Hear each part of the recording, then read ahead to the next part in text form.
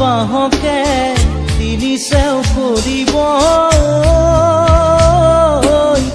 মাজৰ চেও খচালিৰ কামি চাৰিজন মানুহে কান্ধত তুলি নিব চাৰিজন মানুহে কান্ধত তুলি নিব নৈৰ ঘাটলে বুলি মোৰ মনাই নৈৰ ঘাটলে বুলি দেহৰ ভৰসা নাই বুজিছানে নাই দেহৰ ভৰসা নাই বুজিছানে নাই আজি হাঁহি আছো ক'বতো নোৱাৰো আজি হাঁহি আছো ক'বতো